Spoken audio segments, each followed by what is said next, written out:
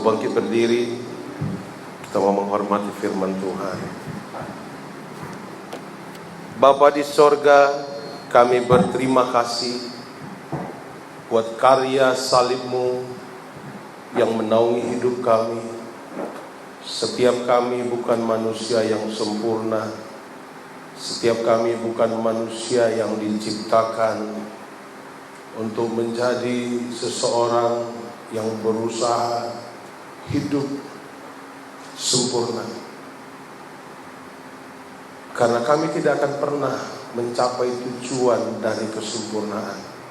Hanya oleh karena Yesus Kristus kami mengalami kesempurnaan ini. Terima kasih Bapa buat hari ini. Terima kasih buat kehadiran Tuhan. Kami merasakan Tuhan hadir di tengah-tengah kami. Kami merasakan Tuhan sedang menjamah kehidupan kami. Kami merasakan secara tubuh jasmani kami ada kuasa kasih anugerah-Mu Tuhan dalam hidup kami. Ada kuasa kebaikan Tuhan dalam hidup kami. Terima kasih Tuhan. Di siang hari ini kami mau menyerahkan hidup kami kepada Tuhan. Kami mau menjadi pribadi yang menyenangkan hati Tuhan. Waktu akan berlalu begitu saja. Hari-hari akan kami lewati begitu saja. Waktu akan cepat berlari, lebih cepat dari apa yang kami pikirkan. Saatnya kami memberikan fokus kami, kehidupan kami kepada Tuhan. Saatnya kami memberikan apa yang menjadi keharusan dalam hidup kami, yaitu hati kami, fokus kami kepada Tuhan Allah pemilik segalanya. Terima kasih Tuhan, kami bersyukur. Kami berterima kasih buat hari ini, di minggu pertama di bulan Februari 2020. Hari ini tanggal yang luar biasa Tuhan, 02/02/2020. Tanggal yang istimewa. Bahkan kalau kami keliling di kota Medan, begitu banyak pernikahan hari ini. Tuhan, bukan tanggal ini yang kami butuhkan. Kami butuhkan Tuhan hadir bersama dengan kami senantiasa. Kami butuh jamaah Tuhan. Kami butuh Engkau pegang tangan kami. Kami butuh Engkau memeluk kami, melindungi kami.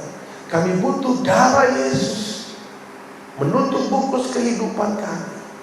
Kami butuh fokus kepada Tuhan hari ini. Terima kasih Tuhan, kami bersyukur. Kami siap untuk mendengarkan firman Tuhan. Diberkati oleh setiap kami yang hadir dan mendengarkan firman Tuhan hari ini. Biarlah firman Tuhan ini menjadi rema dalam kehidupan kami. Kami bukan hanya menjadi seorang pendengar, tetapi menjadi seorang pelaku firman Tuhan. Terima kasih Tuhan. Kami siap untuk mendengarkan firman Tuhan hanya di dalam nama Yesus. Sama-sama kita katakan amin. Silakan duduk saudara. Shalom. Shalom.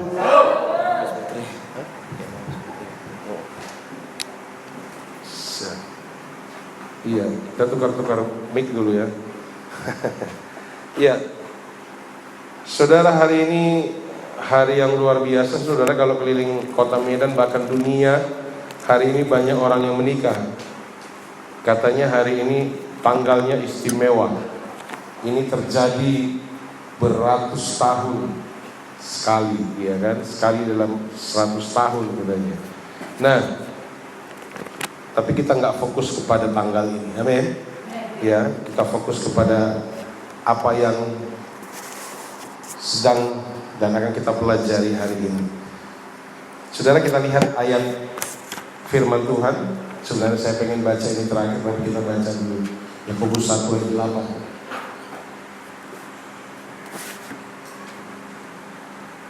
Yakobus 1 ayat yang ke-8.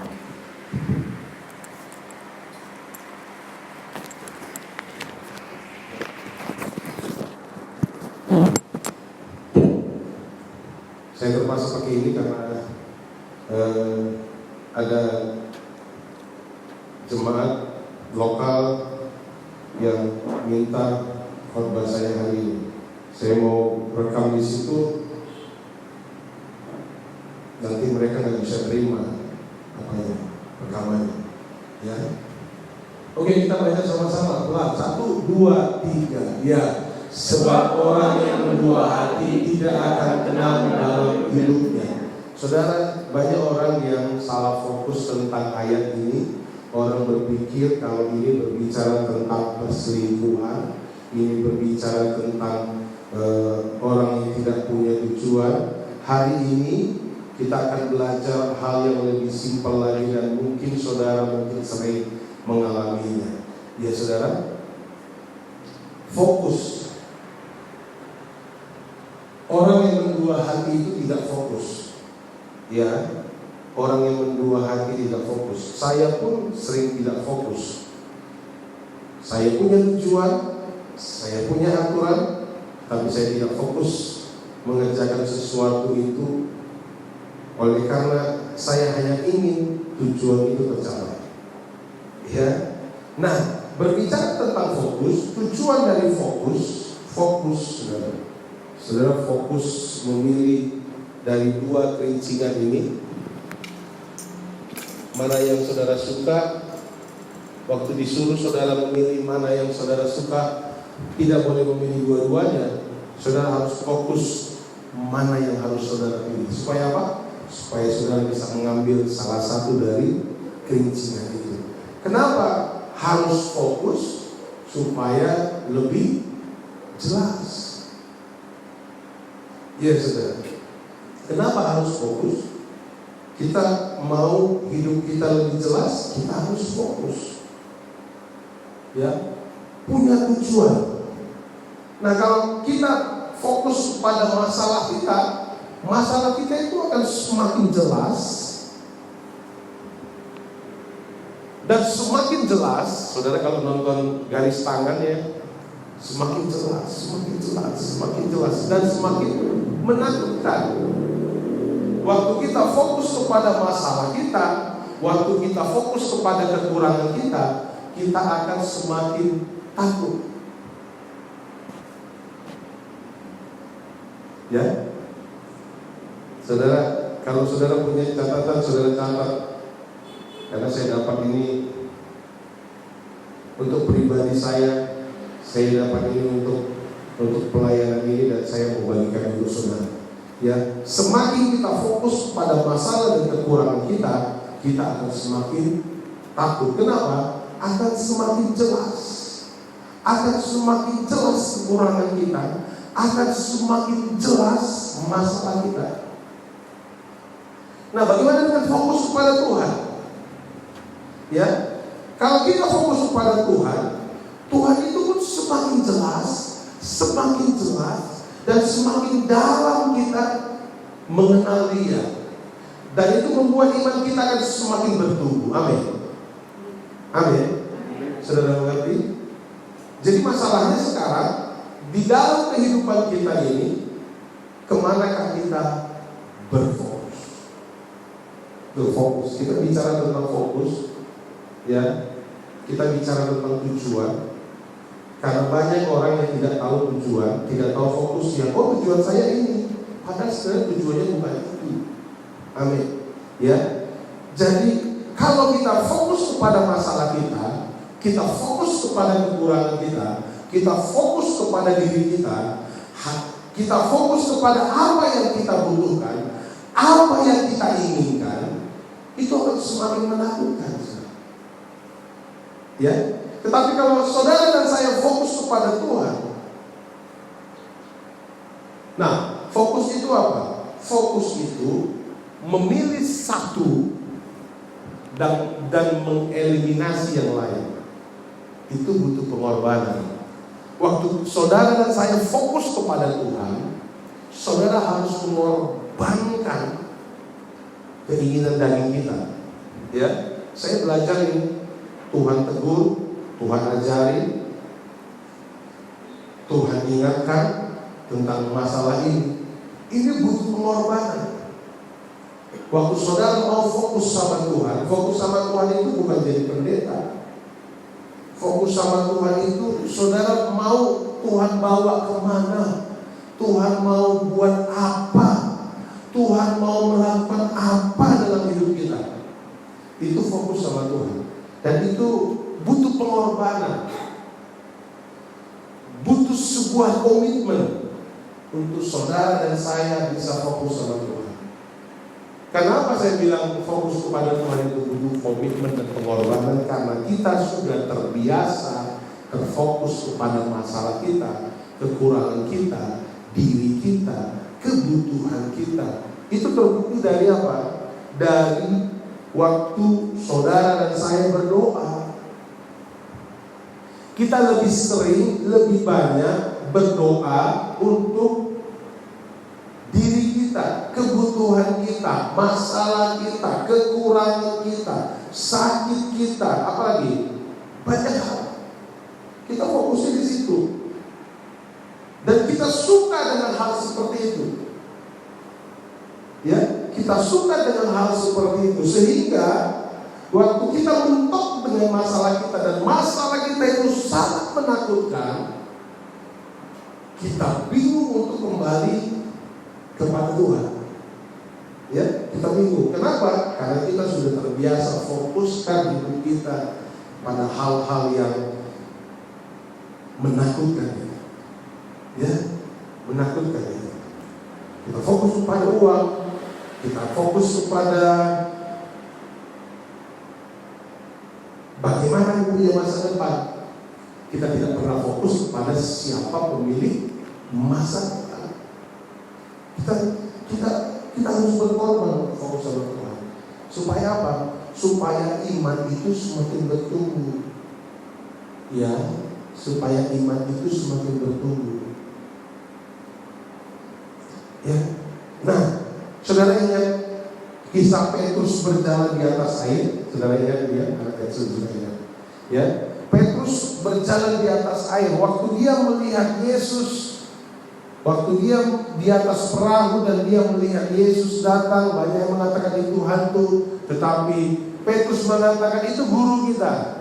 Terus dia katakan kepada Tuhan, kepada Yesus, Yesus guru, izinkanlah aku berjalan di atas air bersama dengan engkau. Saudara nanti bisa lihat di ayatnya sendiri ya saudara. Karena ini cerita yang saudara mungkin sudah sangat hafal. Begitu Petrus turun ke air, dia fokus kepada Tuhan. Apa yang dilakukannya? Dia bisa berjalan di atas air. Amin. Benar? Ya. Petrus bisa berjalan di atas air. Kenapa? Karena dia fokus kepada Yesus. Ya. Nah, waktu di cerita itu berbicara tentang waktu angin bertiup. Ya. Saya di situ diingatkan Tuhan, apakah waktu Petrus turun ke atas air, angin nggak bertiup? Angin bertiup nggak? Bertiup. Tetapi mengapa? Gara-gara angin bertiup sesudah beberapa langkah dia berjalan di atas air dan fokus kepada Yesus. Entah gara-gara dia mungkin wah aku hebat, karena kawannya di belakang ya, aku hebat bisa jalan. Mungkin dia sudah berfokus pada dirinya. Dia sudah berfokus kepada aku hebat, aku bisa jalan di atas air. Dia mungkin sudah berfokus kepada lihat kanan kirinya air semua dan ini sudah tenggelam. Dia berfokus kepada masalah yang akan terjadi bila aku tenggelam. Akhirnya dia tenggelam. Kenapa? Karena dia sudah mengubah fokusnya dari fokus kepada Tuhan menjadi fokus kepada apa yang ada di sekelilingnya. Ya. Jadi iblis itu sebenarnya gak sulit-sulit amat mengganggu kita.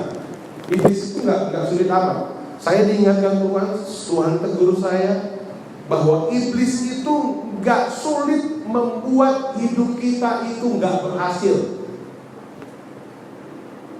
Ya, tidak sulit membuat seorang itu hidupnya hancur.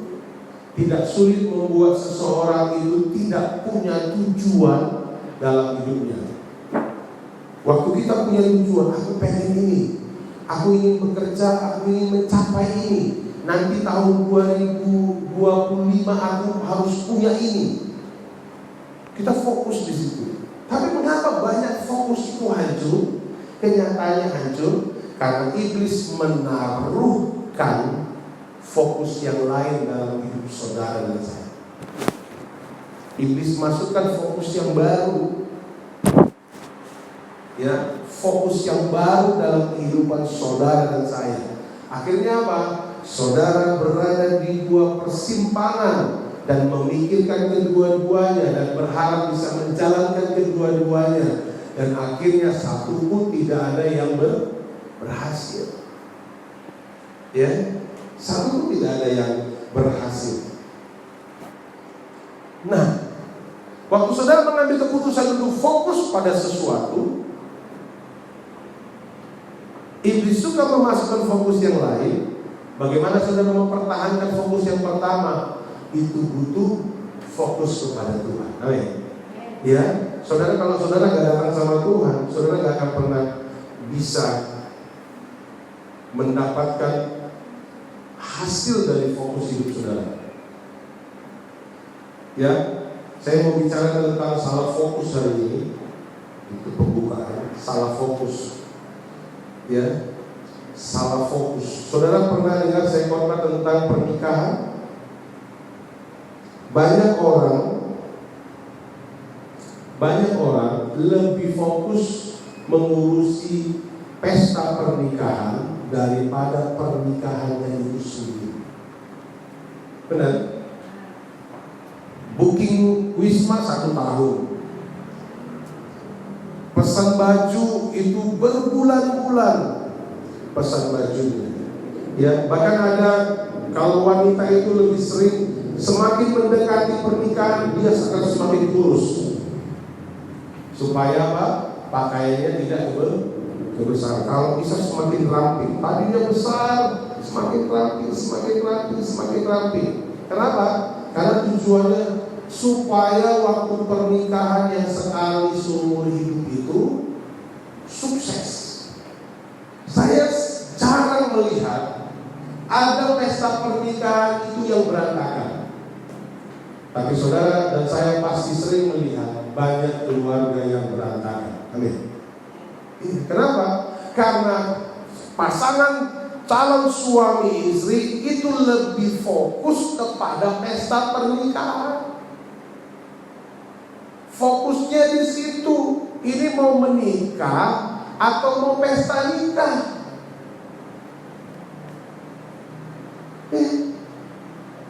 Waktu pasangan suami istri, calon suami istri hanya fokus kepada undangan, pakaian, tempat pesta. Ya, ada kemarin itu yang bilang ada mau menikah ini Pak, dari luar negeri, maunya jadi tepi pantai. Apa bedanya tepi pantai dengan gereja? Karena orang banyak berpikir bahwa pesta pernikahan ini harus sukses, tidak pernah berpikir pernikahan ini harus sukses. Jangan. Ya, makanya saya dan istri bersyukur kami pacarannya lama. Ada orang yang kemarin dia kenalan pagi, sorenya menikah. Karena dia fokusnya jangan sampai aku jadi jomblo, jangan aku nanti jadi panglatu atau pangratu. Ya, kenapa rupanya kalau kita menikah?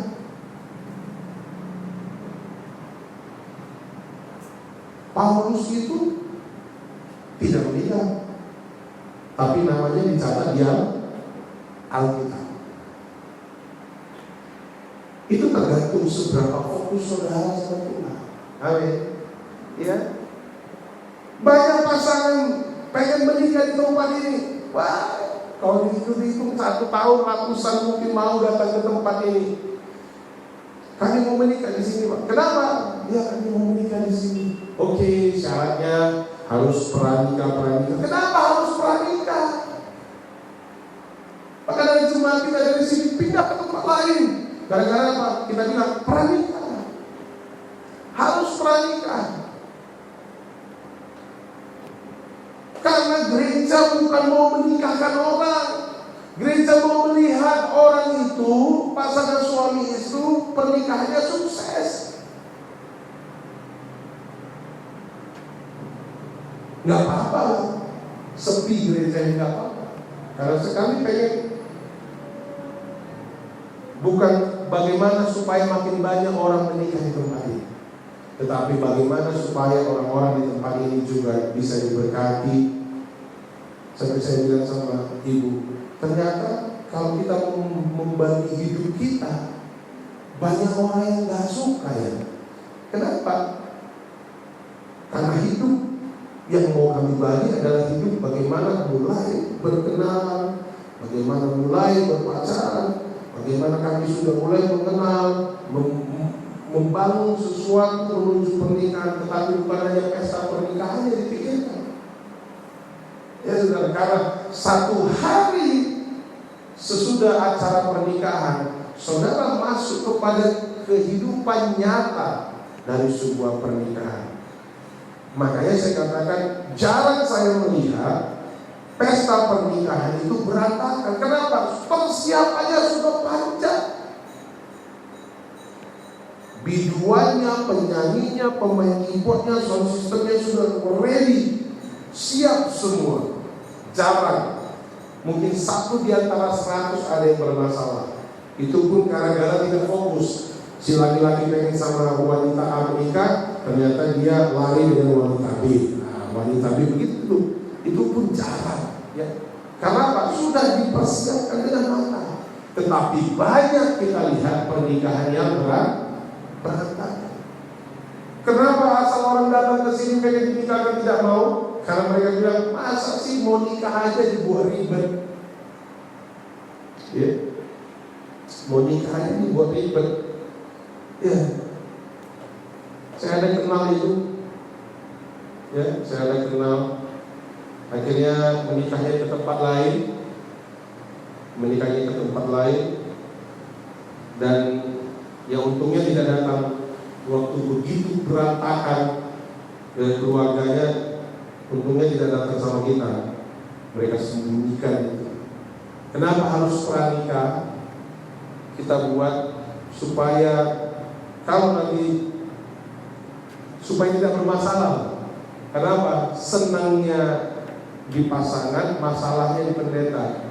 Begitu diberkati, habis diberkati, tiba-tiba bermasalah. Waktu kita buat mediasi, bukan cinta lagi yang muncul, tapi emosi. Ya, ada satu keluarga yang saat ini sedang kita sering ajak ngobrol, sedang tidak di sini, tidak jemaat dan saudara tidak kenal orangnya. Dari awal mereka tidak ikut pranikah. Fokusnya adalah bagaimana supaya menikah. Salah. Fokusnya harus adalah pernikahan. Pernikahan itu bukan berbicara tentang bagaimana mengatur sebuah keluarga, tetapi bagaimana menyatukan sebuah keluarga, dua orang yang berbeda. Ya, menyatukan dua orang berbeda. Itu fokusnya begitu. Kalau kita fokusnya kepada bagaimana yang penting menikah. Saya kemarin ada pergi ikut reunian. Tadinya mau ngopi dengan teman yang sudah tolongin kita kemarin masalah akte notaris, tapi rupanya begitu banyak teman datang, akhirnya kita cerita banyak hal, ya, cerita satu orang teman yang pernikahan paling singkat di bumi ini, pestanya 2 kali, ya, satu kali di Sogogoda. Satu lagi yang paling hebat, saya juga gak kepikir. Saudara kalau pengen pesta di situ, mikir 2 kali lah ya. Pestanya di tepi pantai, di ada cermin buat pesta di situ. Diberkati di situ, pesta di situ, terus besoknya pesta adatnya di Solo. Gak sampai tidur malam di sana. Hanya karena sesuatu hal si laki-laki memutuskan untuk pergi. Karena fokusnya sama apa? Pesta pernikahan. Begitu sampai rumah ngobrol sampai jam 9 malam, jam 10 laki-lakinya cabut. Entah kemana katanya. Ya, entah kemana. Nah, itu namanya berantakan. Pestanya hebat. Bahkan katanya masuk forensik kepada pesta itu, karena diberkatinya itu ada batu besar di apa? Pendetanya berdiri di situ di batu besar itu, mereka dibawa bersujud di atas batu menghadap pantai. Wah, hebat. Tapi begitu sampai rumah, malamnya laki-lakinya pergi. Saya nggak tanya kenapa bisa begitu, tapi saya ambil kesimpulan karena banyak orang yang fokusnya kepada sesuatu yang tidak perlu, tidak penting.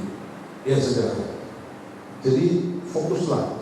Itu bukan hanya berbicara tentang pernikahan, tetapi berbicara banyak hal. Ya saudara. Suami istri itu sering fokus. Ini yang suami istri yang masih mau jadi suami istri. Suami istri itu sering fokus itu bagaimana caranya dia mengubah pasangannya. Saudara dan saya nggak akan bisa mengubah sesuatu yang di luar jangkauan saudara. Yang harus kita lakukan adalah bukan hanya kehidupan keluarga, tetapi kehidupan kita bertetangga, satu teman kerja. Bukan fokus bagaimana orang lain berubah, tetapi fokuslah kepada apa? Bagaimana saya bisa menjadi orang yang berubah, orang yang menyenangkan. Saya dengar satu suami yang sedang bertengkar dengan istrinya hebat. Dia bilang, saya mikir, saya gak bilang sama ibu. Saya bilang gini, bagaimana Pak? Beli makeup aja, perawatan 1 juta. Saya mikir, kayaknya saya sudah pernah bilang, laki-laki itu harus bisa berikan kebutuhan istrinya untuk pergi ke salon. Apakah istrinya emosi waktu suaminya bilang, kau ke salon aja, makeup aja kau, udah tua pun kau, untuk apa lagi makeup itu? Sebagai perempuan saudara pasti emosi dia. Nah, si laki-laki gak bisa mengubah kodrat wanita yang pengen cantik, benar? Gak ada laki-laki yang bisa mengubah. Bagaimana caranya supaya wanita ini udah gitu aja lah. Kodratnya wanita itu memang pengen cantik, walaupun umur semakin bertambah, tapi semakin penampilan semakin baik, semakin sehat, semakin cantik. Itu kodrat wanita. Tetapi sering orang fokusnya berbeda, bukannya fokus kepada dirinya sendiri, tetapi fokus kepada orang lain. Ya saudara, ini hal-hal yang sederhana yang ingin saya sampaikan kepada saudara. Contoh yang selanjutnya, yang paling simpel. Saudara kalau pegang remote TV, jarang saudara fokus kepada satu channel. Saudara ganti. Bahkan sampai saudara pakai parabola pun saudara akan kecil-kecil sampai 300 mungkin. Cari sesuatu yang enak. Kenapa? Karena begitu banyak pilihan. Saudara kalau pergi ke mall, saudara punya uang di dompet saudara semakin pusing waktu saudara masuk ke mall. Kenapa? Semua saudara pengen beli. Saudara sudah mulai kehilangan fokus saudara. Bahkan kemarin ada teman saya telepon, minta tolong, ada kenalan gak di Pineng, karena istrinya pergi ke Pineng, nemani mertuanya untuk berobat. Rupanya belum lagi selesai pengobatan, istrinya sudah beli Hermes. Ibu-ibu, wanita-wanita pasti tahu Hermes ya.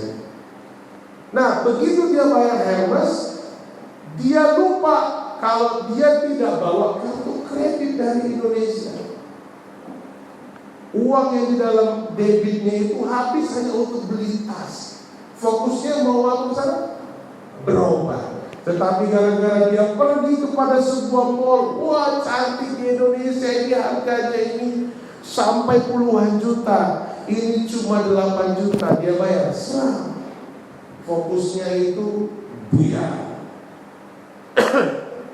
Akhirnya kebetulan kita punya teman di apa? Yang kemarin datang pengobatan gratis di sini. Tabungan mereka itu dipakai karena tidak bisa menerima uang di sana. Akhirnya dikirim ke tabungan Cicerel itu dan mereka bisa pulang ke Indonesia. Hanya gara-gara salah fokus. Saudara, kalau isi air di dispenser juga begitu. Kalau saudara tidak fokus untuk mengisi air di dispenser, airnya akan tumpah. Saudara, ada orang yang tidak bisa ngupas apa kemarin bilangnya? Salah. Bukan nggak bisa, dia nggak fokus. Sama seperti orang yang tidak bisa nembus balon.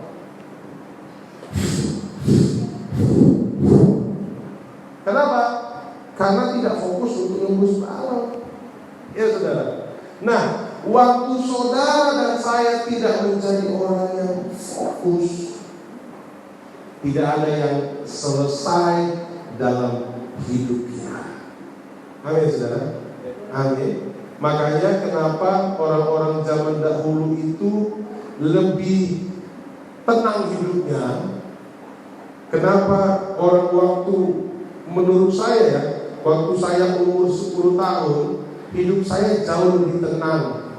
Kenapa? Waktu buka TV-nya cuma TVRI. Ya, tidak ada namanya makanan KFC, tidak ada namanya, kalau saudara jalan begitu banyak makanan. Kami kemarin keluar jalan, semua makanan satu jalan. Kita nggak tahu apa yang mau dipilih. Fokus, pilih satu dan tinggalkan yang lain. Saya katakan lebih baik saudara memilih fokus kepada Tuhan, minta Tuhan mau buat apa dalam hidup kita, berusaha meninggalkan yang lain. Amin. Ya, kita baca terakhir Yakobus 1:8. Sebab orang yang berdua hati tidak akan tenang dalam hidupnya. Bukan hanya tidak tenang. Kalau saudara baca di bahasa Inggris American Version, itu berbicara bahwa orang yang berdua hati hidupnya mengambang. Gitu aja. Nggak bergerak, nggak maju, nggak mundur, nggak tenggelam, ngambang. Nggak tahu dia mau kemana. Karena apa? Karena dia tidak punya fokus. Maka saya katakan tadi, iblis gampang merusak hidup kita cuma dengan mengubah fokus atau menambahkan fokus dalam hidup kita. Saudara mau kemana? Fokuslah. Saudara mau mencapai apa? Fokuslah. Ya, kebetulan hari ini kita mau berdoa untuk yang mau pergi PNS. Teman saya, saudara kenal itu orangnya, senang sekali, Pak John Revelini. Ya, dia bilang PNS ini memenjaraku karena dia fokusnya bukan jadi PNS. Kalau saudara fokus mau jadi PNS, fokuslah berbakti kepada bumi pertiwi dimanapun. Kan ada tulis bersedia ditempatkan di mana saja. Ya, bersedia ditempatkan di mana saja. Di mana saja pun saudara ditempatkan nanti, walaupun nanti saudara Kalau saudara lulus, kalau kita berdoa supaya saudara lulus, kita juga bingung cari guru, ya. Tetapi saya berdoa supaya saudara semua sukses dan mencapai tujuan hidup saudara. Tapi saya ingatkan, jangan seperti Pak John Revelino ini. Dia kerja sebelum PNS itu gajinya sekitar 18 juta, begitu PNS 1,8. Untung dia punya usaha lain sehingga dia sering lupa. Bahkan katanya September, Oktober, November dia lupa ngambil gajinya, saking kecilnya. Pasti sekarang sekitar hampir 4 juta, tapi itu pun cukup kecil. Dia kemarin bilang PNS ini memenjarakan. Kenapa? Karena dia punya kapasitas jauh lebih tinggi dan dia sebenarnya iseng-iseng aja ngambil PNS. Ternyata lulus. Jadi saudara, belajar dari keberhasilan Pak John Revelino masuk PNS, iseng-iseng lah sebelum ngambil PNS, dia lulus. Pasti lulus. Ya, iseng-iseng karena terlalu stres. Saudara nanti di bus, saudara pikir lulus saya, nanti ini siapa ya? Oh, saya pikir itu. Ya saudara, gue usah pikirin itu.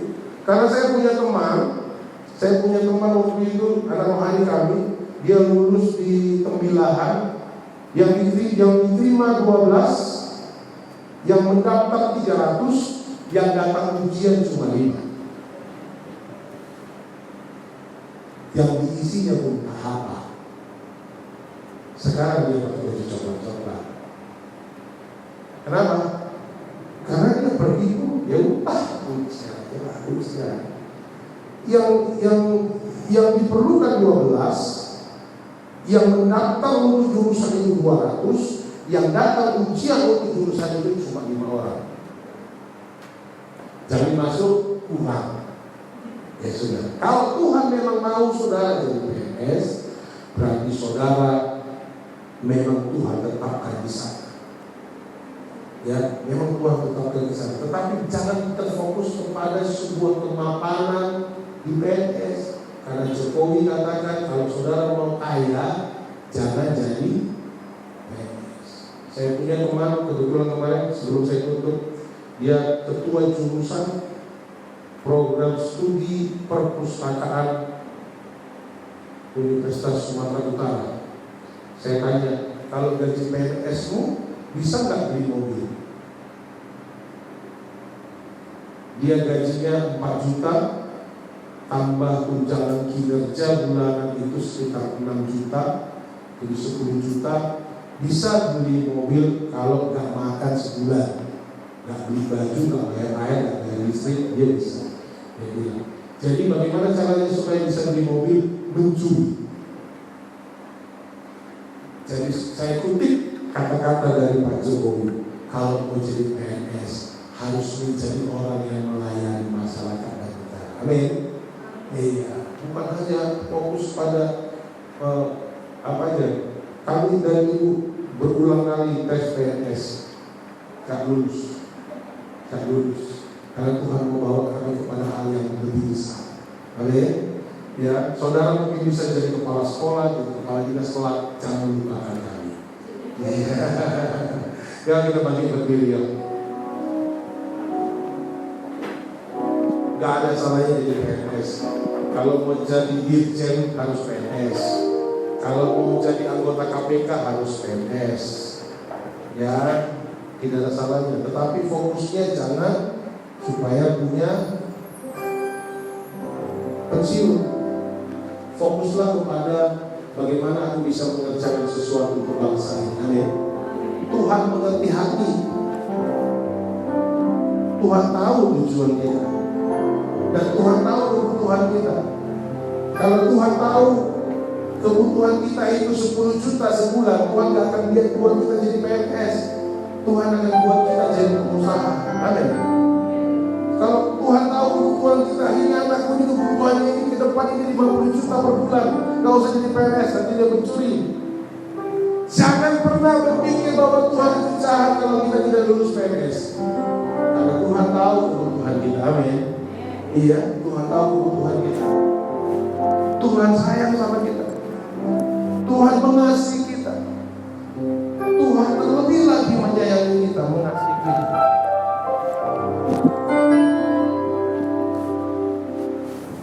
Lebih dari segalanya,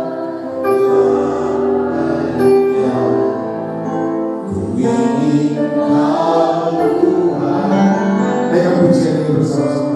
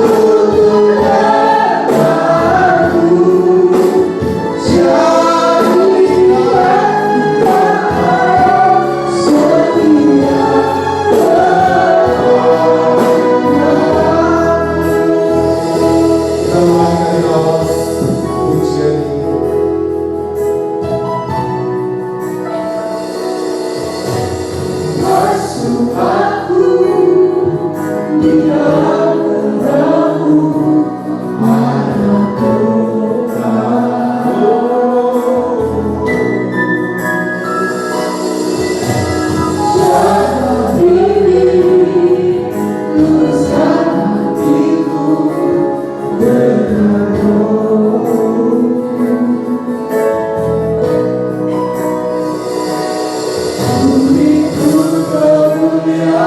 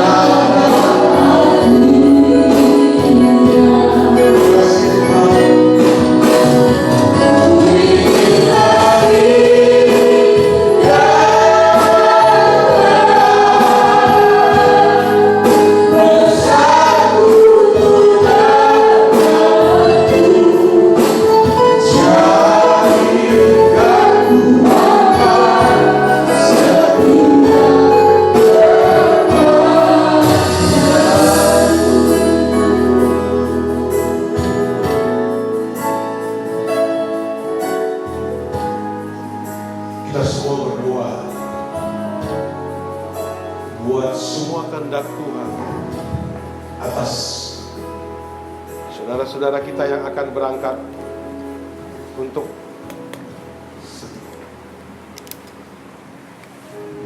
kita berdoa untuk mereka, bagaimana rencana Tuhan dalam hidup mereka. Tuhan jauh lebih mengenal. Dan tadi malam saya berdoa, bergumul, Tuhan, kalau banyak guru-guru ini yang berangkat dan lulus, kami harus mencari orang lain untuk menggantikan mereka. Tapi Tuhan mengingatkan kepada saya, negeri ini butuh orang percaya. Banyak sekolah-sekolah yang sedang dibawa kepada sebuah radikalisme. Saya ingin katakan kepada yang berangkat PMS, fokus kepada Tuhan, fokus kepada jiwa-jiwa itu. Tuhan akan mendengar doa. Fokus menjadi pemberita Injil dimanapun kau berada. Tuhan akan dengar doa. Satu hal yang Tuhan katakan, negeri ini butuh orang-orang percaya yang ditempatkan di sekolah-sekolah negeri. Saya berharap saudara-saudara kami ini adalah orang-orang yang Tuhan pilih untuk itu. Mari semua kita mengangkat tangan untuk mereka.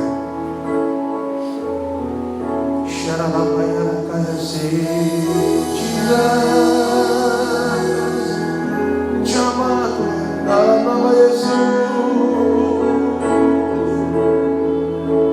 Biarlah mereka yang terpilih Tuhan. Biarlah mereka yang terpilih Tuhan. Biar mereka memiliki fokus apa yang menjadi tujuan mereka, untuk mereka mendapatkan pergi berangkat untuk mengambil posisi menjadi abdi negara. Kami berdoa di dalam nama Yesus. Kami berdoa di dalam nama Yesus. Kalau Engkau mau Tuhan, ada orang-orang yang terpilih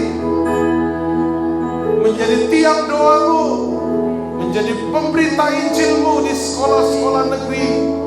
Walaupun mereka bukan guru agama, tetapi mereka menjadi orang-orang yang menegakkan kekristenan, menjadi orang-orang yang menjadi misi di sekolah-sekolah, menjadi orang yang membangun komunitas-komunitas di sekolah-sekolah negeri.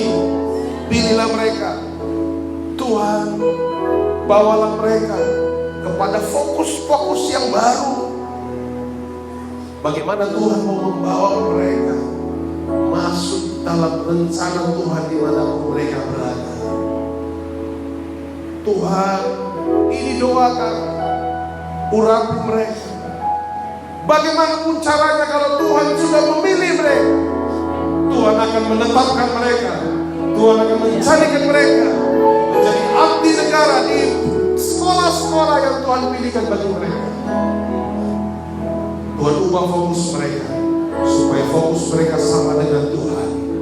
Tuhan, kami berdoa dalam nama Yesus, fokusnya tidak lagi bukan lagi pensiun, tetapi fokusnya adalah Tuhan mau mereka tempat di sana menjadi pemberita Injil dalam kehidupan mereka. Seluruh hidup mereka ada di daerah, tetapi seluruh hidup mereka membangun komunitas-komunitas Kristen yang baik di sana. Tuhan, pakai mereka Tuhan di dalam nama Yesus. Pakai mereka di dalam nama Yesus. Terima kasih Tuhan. Mari saudara, seluruh jemaat, angkat tangan saudara. Saudara berdoa untuk mereka.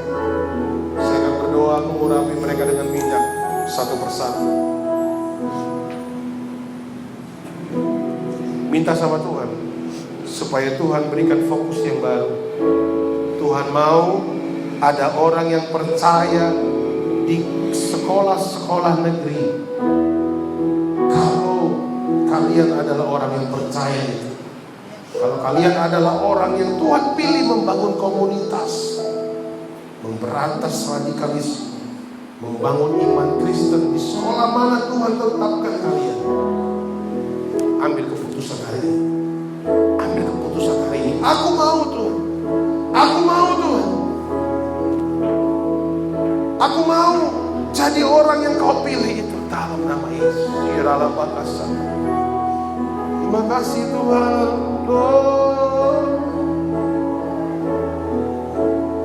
Lebih dari segala, ku ingin Kau Tuhan. Di dalam nama Yesus, pengurapan Tuhan turun atas Engkau. Biarlah Engkau adalah orang yang dipilih, orang yang ditetapkan, orang yang diangkat untuk menjadi duta Injil Kerajaan Allah dimanapun Engkau berada.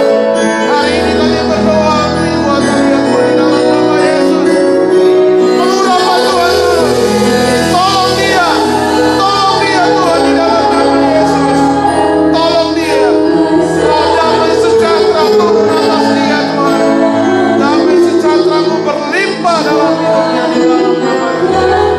Haleluya. Setia lebih dari segalanya Tuhan.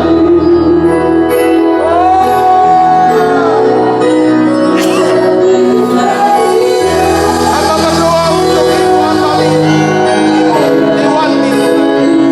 Damai sejahtera-Mu berlimpah atas dia. Biarlah dia menjadi orang yang Kau pilih, Kau tetapkan, dan Kau angkat menjadi duta kerajaan Tuhan. Dimanapun Engkau tetapkan dia, dimanapun Engkau utus dia, kami berdoa di dalam nama Yesus. Roh damai sejahtera, pengurapan Tuhan turun atas dia di dalam nama Yesus. Dalam nama Yesus Tuhan. Haleluya. Bersekutu. Pengurapan Tuhan turun atas engkau, Veronica. Kami berdoa, pengurapan dari Allah turun atas engkau. Damai sejahtera Tuhan turun atas engkau. Biarlah engkau dipilih, diangkat dan ditetapkan Tuhan sebagai duta kerajaan Tuhan. Dimanapun engkau akan diutus Tuhan, dimanapun engkau akan dipilihnya untuk memberitakan kabar baik bagi siswa-siswa di sana. Kami berdoa, pengurapan-Mu turun atasnya dalam nama Yesus. Dalam nama Yesus. Oh, ingin lebih lagi.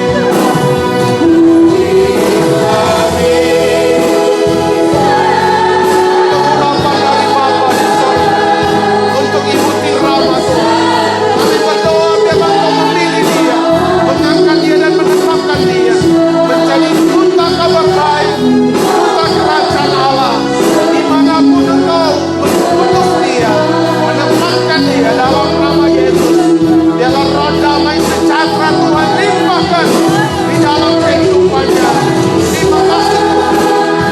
Kasih anugerah kebaikan-Mu biarlah menaungi kehidupannya seumur hidupnya. Mas Bela dan Permata, Mas Bela dan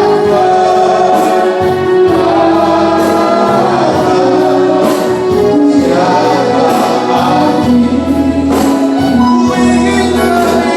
dekat, bersatu dan jadikan Bapa, Engkau tahu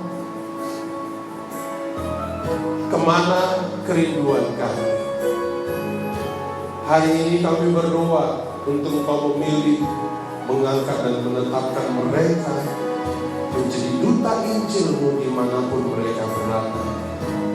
Tetapi Kau jauh lebih mengerti, jauh lebih mengenal anak-anak-Mu ini ya Tuhan. Karena kami percaya Engkau Bapa yang sangat mengasihi kami. Engkau Bapa yang sangat baik bagi kami. Terima kasih Tuhan, kami mengutus mereka, kami mengantarkan mereka dari gereja ini. Biarlah kami sejahtera berlimpah dalam hidup mereka. Terpuji nama-Mu.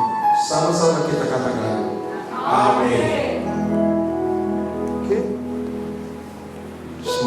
Selamat berangkat. Sukses, Yakin, tetap pada fokusnya Tuhan. Ya, Tuhan mau apa, itu harusnya kita mau. Oke, kita lanjutkan ibadah kita.